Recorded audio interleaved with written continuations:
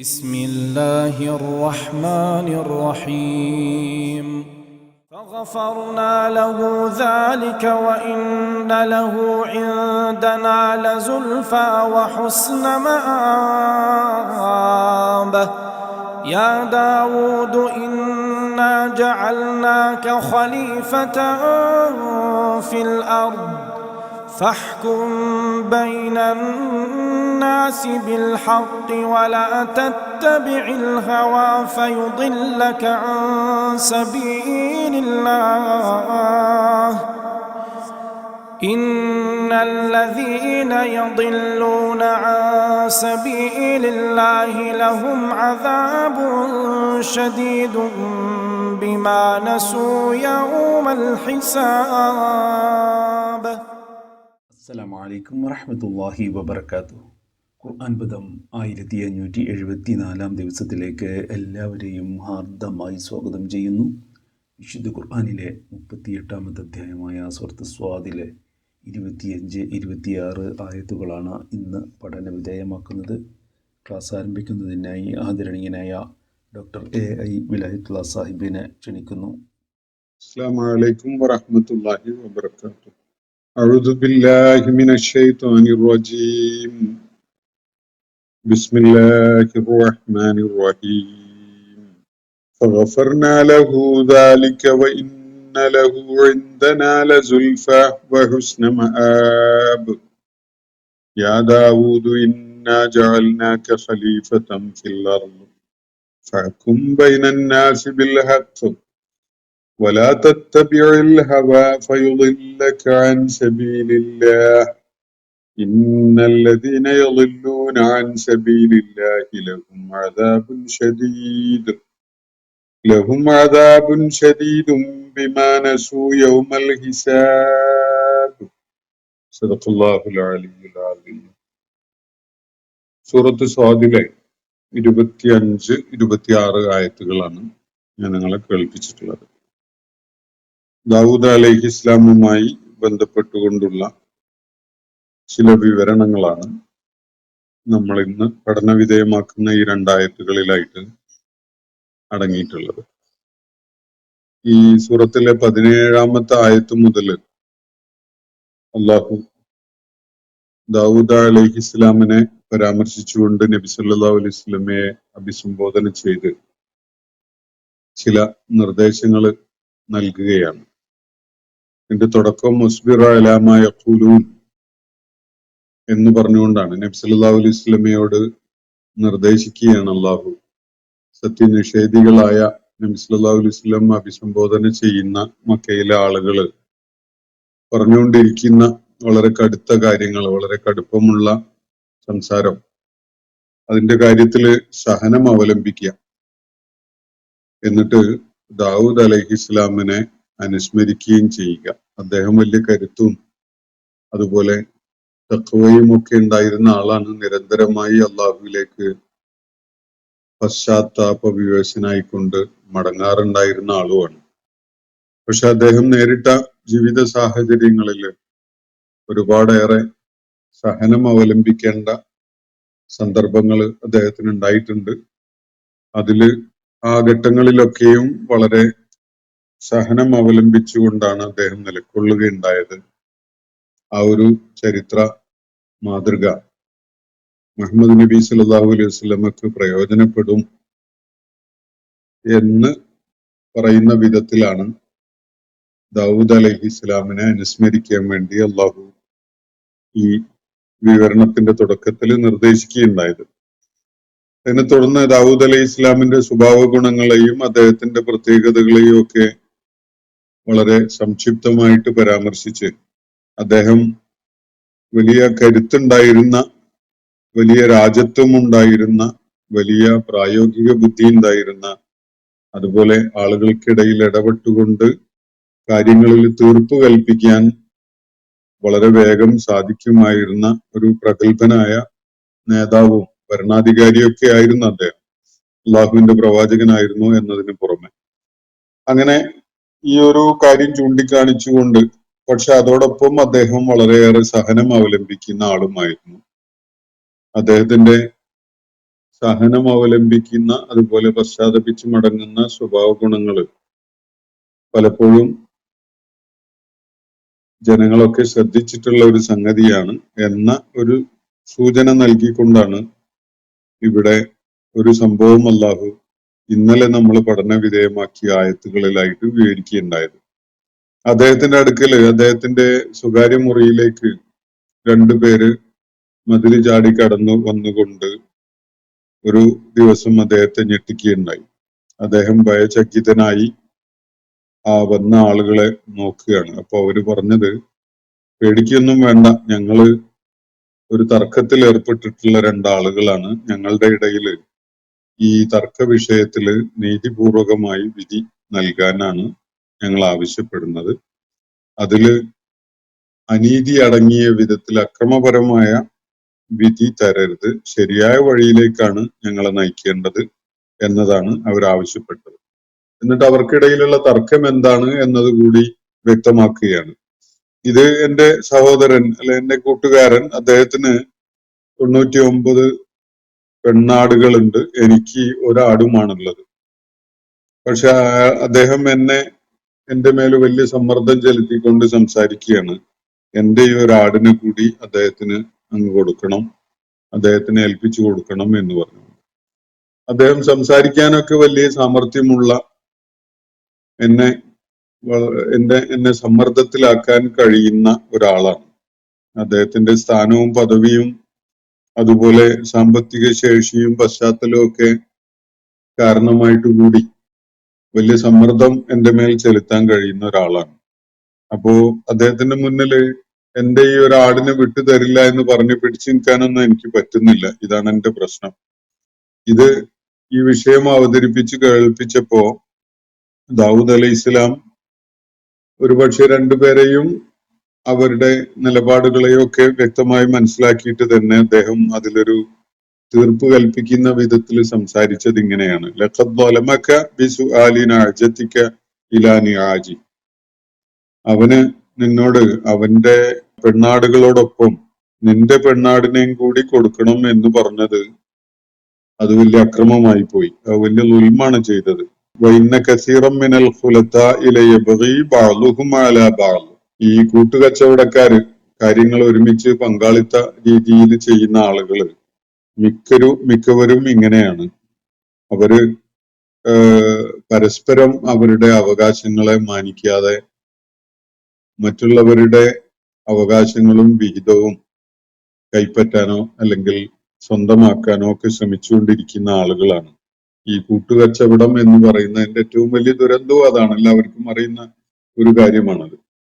പലരും കൂട്ടു സംരംഭങ്ങളായിട്ട് തുടങ്ങാറുണ്ട്, പക്ഷെ അത് വല്ലാതെ നീണ്ടുപോകാറില്ല.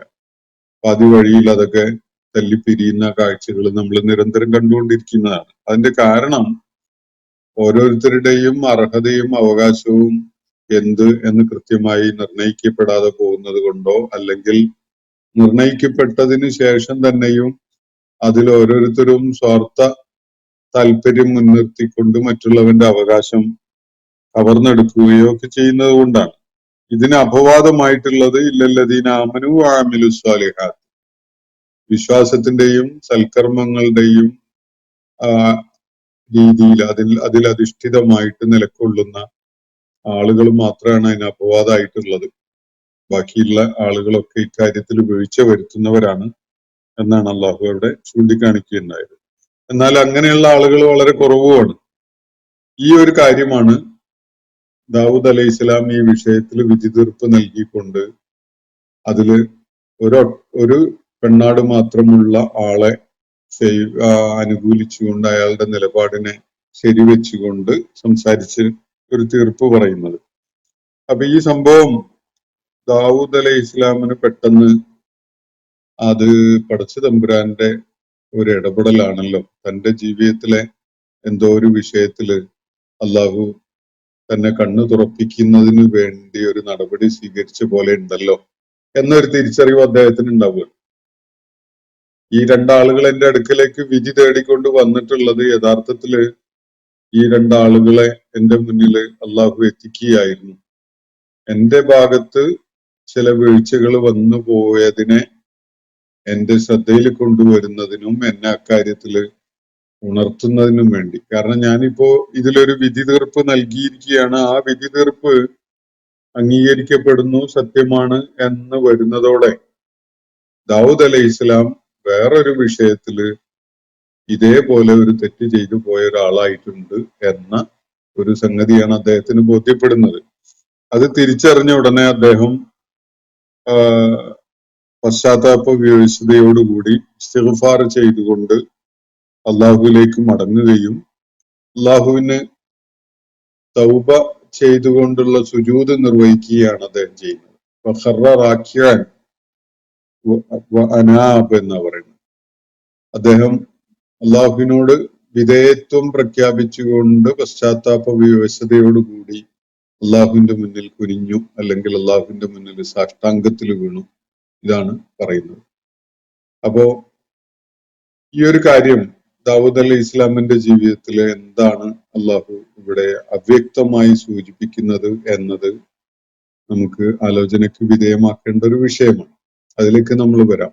അതിന്റെ മുമ്പായിട്ട് ഇന്ന് ഈ ഞാൻ വായിച്ചു വെച്ച ഇതിനെ തുടർന്നുള്ള 2 ആയത്തുകളുടെ ആശയം മനസ്സിലാക്കാം. അപ്പൊ എന്തായാലും ദാവൂദ് അലൈഹി ഇസ്ലാമിന് തനിക്ക് ഒരു വിഷയത്തിൽ തെറ്റ് പറ്റിപ്പോയി. താനിപ്പോ ഈ 2 ആളുകളുടെ കാര്യത്തിൽ ഇടപെട്ടുകൊണ്ട് ഒരു വിധി നൽകിയ കാര്യം തന്നെ ഇതുപോലെ ഒരു തെറ്റ് തന്റെ ഭാഗത്തുനിന്ന് ഉണ്ടായിട്ടുണ്ടല്ലോ എന്ന ഒരു ശക്തമായ ബോധം അദ്ദേഹത്തിൽ സൃഷ്ടിച്ചു എന്നതാണ് ഇവിടെ മനസ്സിലാക്കാൻ പറ്റുന്നത്. അതുകൊണ്ടാണ് അദ്ദേഹം തൗബ ചെയ്ത് മടങ്ങുകയും ഇസ്തിഗ്ഫാർ തേടിക്കൊണ്ട് അള്ളാഹുവിന്റെ മുന്നിൽ സാഷ്ടാംഗം ചെയ്യുന്നവനായി വീഴുകയൊക്കെ ചെയ്യുന്നത്.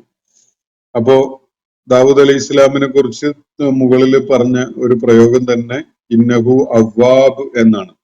എത്ര ചെറിയതോ വലുതോ ആയ തെറ്റുകളൊക്കെ സംഭവിച്ചാലും പശ്ചാത്തപിച്ച് മടങ്ങുന്ന, അള്ളാഹുവിനോട് നിരന്തരമായി ഇസ്തിഗ്ഫാർ തേടുന്ന ആളായിരുന്നു അദ്ദേഹം എന്നതാണ് സൂചിപ്പിക്കപ്പെട്ട കാര്യം. ഇവിടെയും അതിനൊരു ഉദാഹരണമായിട്ടാണ് ഈ സംഭവം നമുക്ക് കാണാൻ കഴിയുക. ദാവൂദ് അലൈഹി ഇസ്ലാമിന്റെ ഭാഗത്ത് എന്തോ ഒരു തെറ്റ് പറ്റിയിട്ടുണ്ട്. ആ തെറ്റ് അദ്ദേഹത്തിന്റെ ശ്രദ്ധയിൽ കൊണ്ടുവരുന്നതിന് വേണ്ടിയുള്ള ഒരു ഫിത്നയിലാണ് അദ്ദേഹത്തെ അള്ളാഹു അകപ്പെടുത്തിയിട്ടുള്ളത്.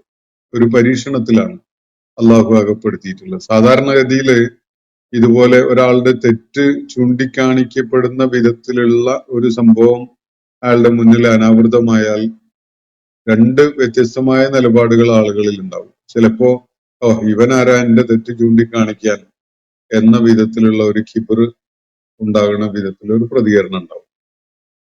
ചിലരുടെ ഭാഗത്തുനിന്ന് ഉണ്ടാകല അങ്ങനെയാണ്. വേറെ ചിലര് പടച്ച തമ്പുരാൻ എനിക്ക് എങ്ങനെ ഒരു തെറ്റ് പറ്റിപ്പോയല്ലോ എന്ന വിധത്തില് ഒരു തിരിച്ചറിവോടുകൂടി മനസ്സ് തരളിതമായി അള്ളാഹുവിലേക്ക് മടങ്ങാനും തൗബ ചെയ്യാനും ഇസ്തിഗ്ഫാർ നടത്താനും അള്ളാഹുവിന് സുജൂദിൽ വീഴാനും ഒക്കെ ആയിട്ടുള്ള പ്രേരണയാണ് ഉണ്ടാവുക. ഇത് രണ്ടും മനുഷ്യരുടെ നിലപാടുകളിൽ അല്ലെങ്കിൽ മനുഷ്യരുടെ ജീവിത സന്ദർഭങ്ങളിൽ സാധ്യതയുള്ള കാര്യമാണ്. അപ്പൊ ഇതില് ഏത് വഴിയാണ് ദാവൂദ് അലൈഹി ഇസ്ലാം തെരഞ്ഞെടുക്കുക എന്നതാണ് ഇവിടെ പരീക്ഷണം. ദാവൂദ് അലൈഹി ഇസ്ലാമിന് തെറ്റ് പറ്റൂല എന്നൊന്നുമല്ല, തെറ്റൊക്കെ പറ്റുന്ന മനുഷ്യൻ തന്നെയാണ്. പക്ഷെ ദാവൂദ് അലൈഹി ഇസ്ലാം തെറ്റ് തിരിച്ചറിഞ്ഞ് അള്ളാഹുവിന്റെ മുന്നിൽ വിനയാന്യതനായിക്കൊണ്ട് തൗബ നടത്തുന്നവനായി സുജൂദിൽ വീഴോ ഇല്ലേ, അതല്ല കിബർ കാണിച്ചുകൊണ്ട് ഈ തെറ്റ് ചൂണ്ടിക്കാണിച്ച ആളുകളുടെ നേരെ അക്രമപരമായിട്ട് തിരിയുമോ എന്നതാണ് ഇവിടെ അള്ളാഹു നോക്കി കാണുന്ന കാര്യം. അപ്പോ ദാവൂദ് അലൈഹി ഇസ്ലാം തിരിച്ചറിഞ്ഞത് ഇത് പടച്ച തമ്പുരാൻ തനിക്ക് തന്റെ മുന്നിൽ കൊണ്ടുവന്നിട്ടുള്ള ഒരു ഫിത്നയാണ്, ഒരു പരീക്ഷണമാണ്. അന്നമ വലന്ന ദാവൂദു അന്നമ ഫതന്നാഹു ഫസ്തഗ്ഫറ റബ്ബഹു വഖറ റാക്കിഅൻ വഅനാബ് എന്നാണല്ലോ ഇന്നലെ നമ്മൾ പഠന വിധേയമാക്കിയ ആയത്തുകളുടെ അവസാനത്തിൽ പറയുന്നത്. അതിനെ തുടർന്ന് അള്ളാഹു പറയുന്ന കാര്യങ്ങൾ നോക്കുക. ഫഗഫർനാ ലഹു, ആ സന്ദർഭത്തില് ദാവൂദ് അലൈഹി ഇസ്ലാം സ്വന്തം തെറ്റ് തിരിച്ചറിഞ്ഞ് പശ്ചാത്തപിച്ച് മടങ്ങിക്കൊണ്ട് സുജൂദിൽ വീണപ്പോ നാം അദ്ദേഹത്തിന് പുറത്തു കൊടുത്തു. ഫഗഫർനാ ലഹു, അദ്ദേഹത്തിന്റെ ആ പശ്ചാത്താപം നാം സ്വീകരിച്ചു, അദ്ദേഹത്തിന് പുറത്തു കൊടുത്തു. ഗഫർനാ ലഹു ദാലിക, ആ കാര്യം ഏതോ ഒരു കാര്യമാണത്. ഈ ഇവിടെ അദ്ദേഹത്തിന്റെ മുന്നിലെത്തിയ ഡിസ്പ്യൂട്ടുമായിട്ട് ബന്ധമുള്ളതല്ല.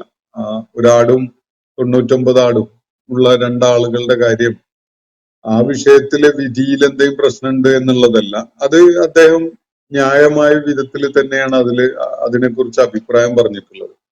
പക്ഷെ ഈ ഡിസ്പ്യൂട്ടൻസിന്റെ ഈ തർക്കത്തില് വിധി പറഞ്ഞപ്പോഴാണ് ദാവൂദ് അലൈഹി ഇസ്ലാമിന് സമാനമായ ഒരു കാര്യം തന്റെ ജീവിതത്തിൽ ഉണ്ടായി പോയിട്ടുണ്ടല്ലോ, അതിൽ താനാണല്ലോ തെറ്റുകാരൻ എന്നൊരു തിരിച്ചറിവ് ഉണ്ടാവുകയാണ് ചെയ്യുന്നത്. ആ തിരിച്ചറിവിനെ തുടർന്ന് അദ്ദേഹം ഇസ്തിഗ്ഫാർ നടത്തി, തൗബ നടത്തി, സുജൂദിലേക്ക് വീണപ്പോ അള്ളാഹു അദ്ദേഹത്തിന് പുറത്തു കൊടുത്തു ആ കാര്യം എന്താണ് എന്നത് വിശുദ്ധ ഖുർആൻ പറയുന്നില്ല. അത് നമുക്ക് വേറെ സോഴ്സസിലൂടെയോ ചരിത്ര തെളിവുകളൊക്കെ വെച്ചുകൊണ്ട് മനസ്സിലാക്കേണ്ട ഒരു വിഷയമാണ്. നമുക്കതിലേക്ക് തിരിച്ചു വരാം. ഫഗഫർനാ ലഹു ദാലിക, ആ കാര്യം നാം അദ്ദേഹത്തിന് വിട്ടുപുറത്ത് മാപ്പാക്കി കൊടുത്തു. വഇന്ന ലഹു ഇൻദനാ ലസുൽഫ, മാത്രമല്ല അദ്ദേഹത്തിന് നമ്മുടെ അടുക്കൽ വളരെ അടുത്ത സാമീപ്യവും ഉണ്ട്. അദ്ദേഹം തെറ്റ് സംഭവിച്ചു പോയ ഒരാളാണ് എന്ന നിലക്ക് അദ്ദേഹത്തെ അള്ളാഹു ആട്ടി അകറ്റുകയല്ല ചെയ്തത്.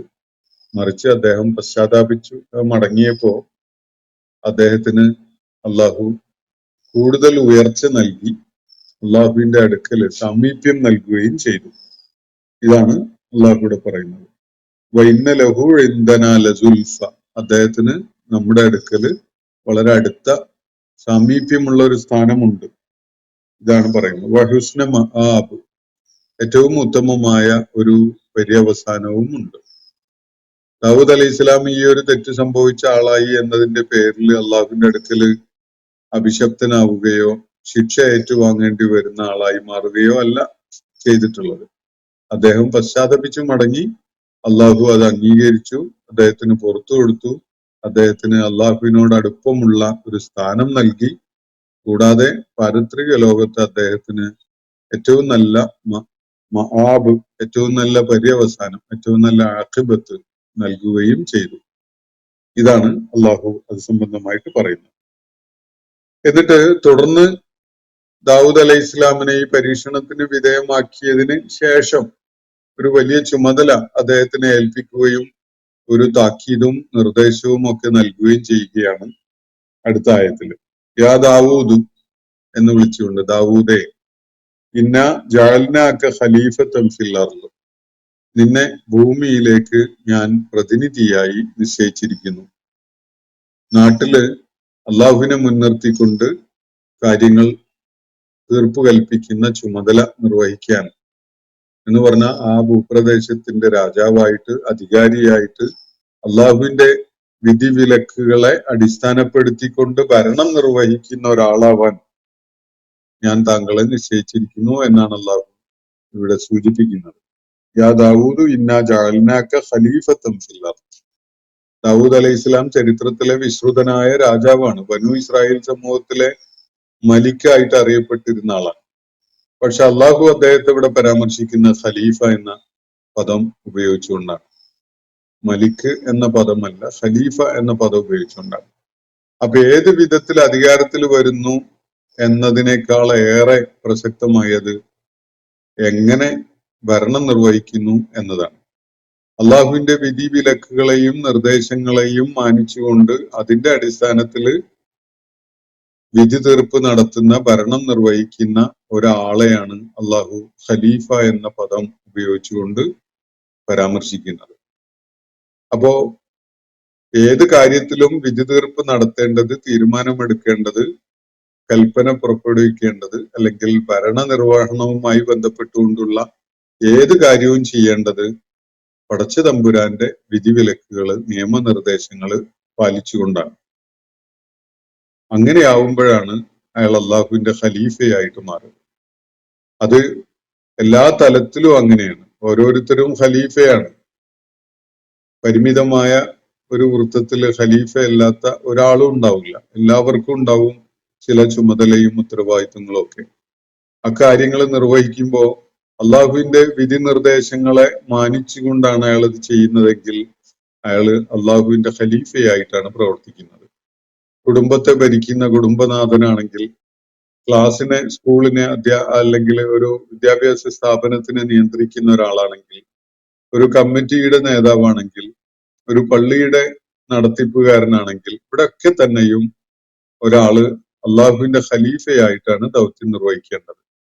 ഇതിന്റെ ഏറ്റവും ഉയർന്ന രൂപത്തിലാണ് ഇസ്ലാമിക ലോകത്തിന്റെ തലപ്പത്തിരിക്കുന്ന ഒരാളെ, മുസ്ലിം ലോകത്തിന്റെ കാര്യങ്ങളിൽ നേതൃപരമായ പങ്ക് വഹിക്കുന്ന ഒരാളെ ഖലീഫ എന്ന സ്ഥാനം നൽകിക്കൊണ്ട്, പേര് നൽകിക്കൊണ്ട് നമ്മൾ വിളിക്കുന്നത്, വിശേഷിപ്പിക്കുന്നത്. ദാവൂദ് അലൈഹി ഇസ്ലാം ഇതിന്റെ എല്ലാ തലങ്ങളിലും ഖലീഫ തന്നെയാണ്. അതിന്റെ ഏറ്റവും ഉയർന്ന പദവി, ആ കാലഘട്ടത്തിലെ മനുഷ്യവാസമുള്ള ഏറ്റവും വലിയ ഭൂപ്രദേശം മുഴുവനും ദാവൂദ് അലൈഹി ഇസ്ലാമിന്റെ നിയന്ത്രണത്തിലും ദാവൂദ് അലൈഹി ഇസ്ലാമിന്റെ നിർദ്ദേശപ്രകാരവും ചലിച്ചുകൊണ്ടിരിക്കുന്ന ഭൂപ്രദേശങ്ങളായി മാറിയിട്ടുണ്ടായിരുന്നു. അപ്പോ ഭൂമിയില് താങ്കളെ ഖലീഫയായിട്ട് ഞാൻ നിശ്ചയിക്കുകയാണ് എന്നാണ് അള്ളാഹുവിടെ പറയുന്നത്. ദാവൂദ് അലൈഹി ഇസ്ലാമിന്റെ പിന്തുടർച്ചയായിട്ട് സുലൈമാൻ അലൈഹി ഇസ്ലാം വന്നപ്പോഴും അദ്ദേഹവും ഖലീഫയായിട്ട് തന്നെയാണ് ആ ദൗത്യം നിർവഹിക്കുന്നത്. സുലൈമാൻ അലൈഹി ഇസ്ലാം ചക്രവർത്തിയായിട്ടാണ് ചരിത്രത്തിൽ അറിയപ്പെടുന്നത്. പക്ഷെ അദ്ദേഹം എങ്ങനെയാണ് ഖലീഫയാവുന്നത്? ചക്രവർത്തി സ്വന്തം ഇഷ്ടമനുസരിച്ചാണ് കാര്യങ്ങൾ ചെയ്യുന്നതെങ്കിൽ അയാൾ വെറും ചക്രവർത്തി മാത്രമാണ്. എന്നാൽ ചക്രവർത്തി അള്ളാഹുവിന്റെ നിയമ നിർദ്ദേശങ്ങളെയും വിധിവിലക്കുകളെയും അടിസ്ഥാനപ്പെടുത്തിക്കൊണ്ടാണ് കാര്യങ്ങൾ നിർവഹിക്കുന്നതെങ്കിൽ അദ്ദേഹം ഖലീഫയാണ്. ഇതാണ് വ്യത്യാസം.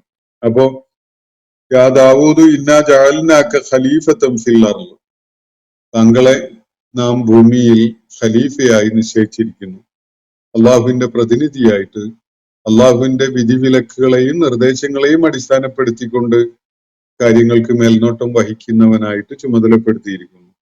അതുകൊണ്ട് ഫഹ്കും ബൈനന്നാസി ബിൽ ഹഖ്, ജനങ്ങൾക്കിടയിൽ നീതിപൂർവകം വിധി കൽപ്പിക്കുക, ഓരോരുത്തരുടെയും അർഹത പരിഗണിച്ചുകൊണ്ട് വിധി പുറപ്പെടുവിക്കുക. ഇതാണ് ദാവൂദ് അലൈഹി ഇസ്ലാമിനോട് അള്ളാഹു ആവശ്യപ്പെടുന്നത്. അദ്ദേഹത്തിന് നൽകപ്പെടുന്ന നിർദ്ദേശം ഇതാണ്, ഫഹ്കും ബൈനന്നാസ്, ജനങ്ങൾക്കിടയിൽ വിധി കൽപ്പിക്കുക, അല്ലെങ്കിൽ ജനങ്ങളെ ഭരിക്കുക, ജനങ്ങളുടെ മേൽ ഭരണം നിർവഹിക്കുക. എങ്ങനെയാണ്? ബിൽ ഹഖ്, സത്യത്തിനെ അടിസ്ഥാനപ്പെടുത്തിക്കൊണ്ടാണ്, നീതിയെ അടിസ്ഥാനപ്പെടുത്തിക്കൊണ്ടാണ്, അർഹതയെ അടിസ്ഥാനപ്പെടുത്തിക്കൊണ്ടാണ്. ഹഖിന് ഈ വക അർത്ഥങ്ങളൊക്കെ ഉണ്ട്. സത്യം ആണത്, അവകാശമാണ്, അർഹതയാണ്, നീതിയാണ്. അപ്പൊ ഇതൊക്കെ അടിസ്ഥാനപ്പെടുത്തിക്കൊണ്ടാണ് ദാവൂദ് അലൈഹി ഇസ്ലാം ഭരണം നിർവഹിക്കേണ്ടത് എന്നാണ് അള്ളാഹു നിർദ്ദേശിച്ചിട്ടുള്ളത്.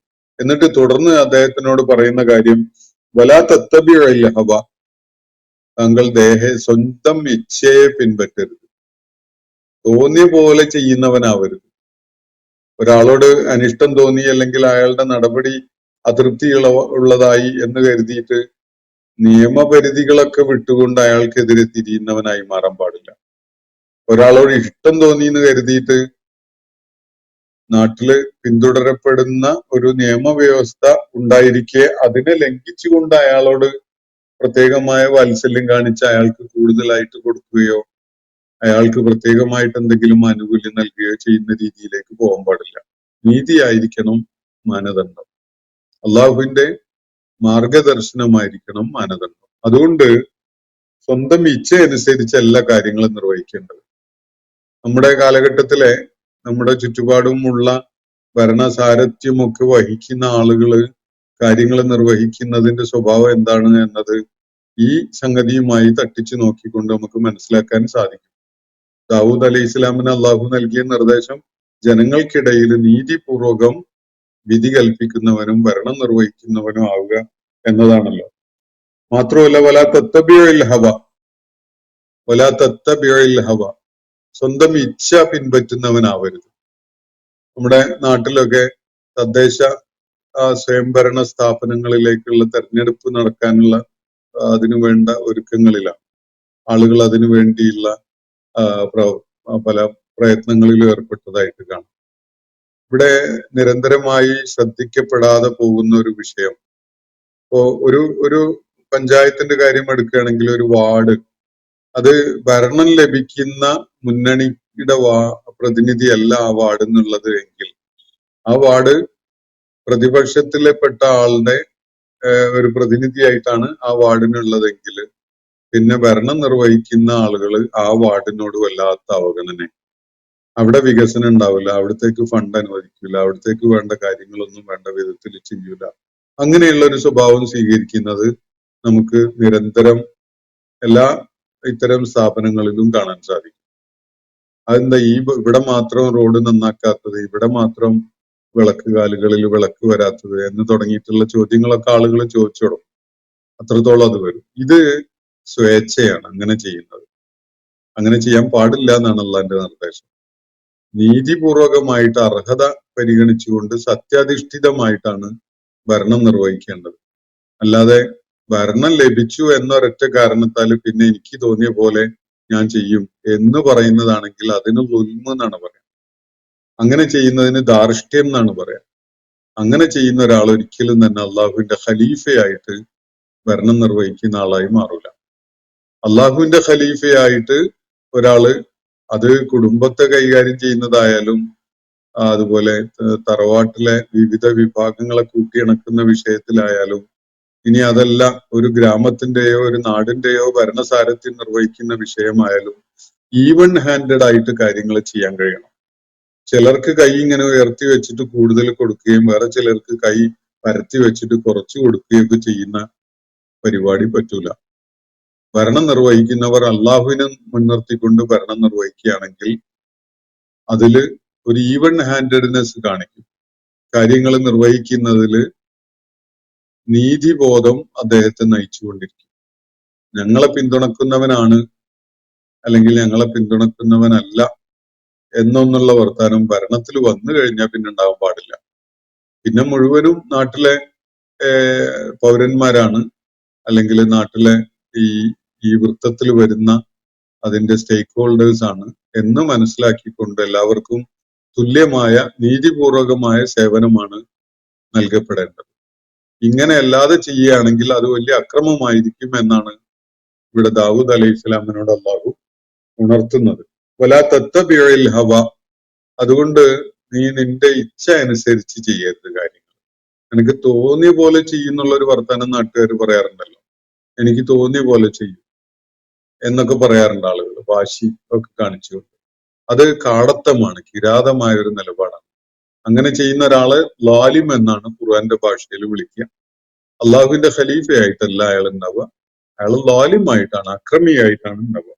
വലാ തത്തബിഉൽ ഹവ, ഇച്ഛയെ, സ്വന്തം ഇച്ഛയെ പിൻപറ്റുന്നവനായി മാറരുത്. അങ്ങനെ ചെയ്താൽ ഫയുളില്ലക അൻ സബീലില്ലാഹ്, അത് നിന്നെ അള്ളാഹുവിന്റെ മാർഗത്തിൽ നിന്ന് പിഴപ്പിച്ചു കളയും. അപ്പോ നമ്മള് തെരഞ്ഞെടുപ്പ് നടക്കുമ്പോൾ ക്യാമ്പയിൻ ചെയ്ത് നമുക്ക് വേണ്ടി വോട്ട് ചെയ്യാനൊക്കെ ആവശ്യപ്പെട്ട് ആളുകൾ ആവേശപൂർവ്വം അതിൽ പ്രേരിതരായി നമ്മൾ തെരഞ്ഞെടുപ്പ് കഴിഞ്ഞു. പിന്നെ നമുക്ക് വോട്ട് ചെയ്തിട്ടില്ല എന്ന് ഉറപ്പുള്ള ആളുകൾ നമുക്ക് ഉണ്ടാവുമല്ലോ, കുറെ പേര് ഏതായാലും ഉണ്ടാവും. നമുക്ക് വോട്ട് ചെയ്യാത്ത ആളാണ് എന്ന് ഉറപ്പുള്ള അവരോട് ഒരു ചിറ്റമ്മ നയം സ്വീകരിക്കുന്ന, അവരുടെ കാര്യങ്ങളിൽ ഒരു ശത്രുതയോടുകൂടി പെരുമാറുന്ന ഒരു നിലപാട് സ്വീകരിക്കുന്ന ഒരു സ്വഭാവം ആളുകൾ കാണിക്കാറുണ്ട്. നിരന്തരം നമ്മളെ കണ്ടുകൊണ്ടിരിക്കുകയാണ്. അങ്ങനെ ചെയ്യുന്നത് ഏറ്റവും വലിയ അക്രമമാണ്. അവര് അള്ളാഹുവിന്റെ പ്രതിനിധി എന്ന നിലക്കുള്ള കാര്യം നിർവഹിക്കുന്ന സ്വഭാവമുള്ളവരല്ലാതായി മാറും. സ്വന്തം ഇച്ഛയെ, തോന്നലിനെ, സ്വന്തം മനസ്സിന്റെ പ്രേരണകളെ പിൻപറ്റുകയാണെങ്കിൽ അങ്ങനെ ചെയ്യുന്ന ആള് ഫയുളില്ലക അൻ സബീലില്ലാഹ്, അങ്ങനെ ചെയ്യുമ്പോൾ താങ്കളെ അത് അള്ളാഹുവിന്റെ മാർഗത്തിൽ നിന്ന് പിഴപ്പിച്ചു കളയും. ഇതാണ് അള്ളാഹു ദാവൂദ് അലൈഹി ഇസ്ലാമിനോട് പറയുന്നത്. ഇന്നല്ലദീന യളില്ലൂന അൻ സബീലില്ലാഹ്. ഇനി അള്ളാഹുവിന്റെ മാർഗത്തിൽ നിന്ന് പിഴച്ചു പോയി എന്ന് കരുതി എന്താ പ്രശ്നം എന്നാരെങ്കിലും ഒക്കെ ആലോചിക്കുമല്ലോ. അതിനുള്ള മറുപടിയാണ് അള്ളാഹു പറയുന്നത്. തീർച്ചയായിട്ടും അള്ളാഹുവിന്റെ മാർഗത്തിൽ നിന്ന് പിഴച്ചു പോയ ആള് ലഹും അദാബുൻ ശദീദ്, അങ്ങനെയുള്ളവർക്ക് അതികഠിനമായ ശിക്ഷയാണുള്ളത്. അത് ഉറപ്പായിട്ടും അള്ളാഹു അവർക്ക് നൽകുക തന്നെ ചെയ്യും. ഇതാണ് അള്ളാഹുയുടെ നിർദ്ദേശിച്ച് പറയുന്ന കാര്യം. എന്തിനാണ് അങ്ങനെ ചെയ്യുന്നത്? ബിമാ നസൂ യൗമൽ ഹിസാബ്, കണക്ക് നോക്കുന്ന വിചാരണയുടെ ഒരു നാളുണ്ട് എന്ന കാര്യം അവര് മറന്നുപോയത് കാരണമായിട്ടാണ് അള്ളാഹു അവർക്ക് കഠിനമായ ശിക്ഷ നൽകുന്നത് എന്നാണ് അള്ളാഹു പറയുന്നത്. അപ്പോ ഭരണനിർവഹണം ചെയ്യേണ്ടി വരുമ്പോ നീതിപൂർവകമായിട്ടാണ് ചെയ്യേണ്ടത്. നമ്മളെ പിന്തുണച്ച ആളല്ല, നമ്മളോടൊപ്പം നിലക്കൊണ്ട ആളല്ല, നമ്മുടെ എതിർപക്ഷത്ത് നമുക്ക് പലപ്പോഴും പാര വെച്ചിരുന്ന ആളാണ് എന്നതൊക്കെ കാരണം ഉണ്ടാവും. പക്ഷെ അതൊന്നും അനീതി ചെയ്യാൻ ഒരു ന്യായമല്ല എന്നാണ് അള്ളാഹു ഇവിടെ പഠിപ്പിക്കുന്നത്. നിന്റെ ഇച്ഛ അനുസരിച്ച് നിനക്ക് പ്രവർത്തിച്ചുകൂടാ. അള്ളാഹുവിന്റെ നിർദ്ദേശങ്ങൾ അനുസരിച്ചാണ് കാര്യങ്ങൾ കാണേണ്ടത്. അപ്പോ ഇത് ഇപ്പം കുടുംബത്തിന്റെ ഒരു പശ്ചാത്തലം വെച്ചാൽ ഇപ്പൊ മക്കൾക്ക് ഇടയില് എല്ലാ മക്കൾക്കും വേണ്ടി വാപ്പയോ ഉമ്മയോ വല്ലതൊക്കെ ചെയ്യാണെന്ന് വെക്കുക.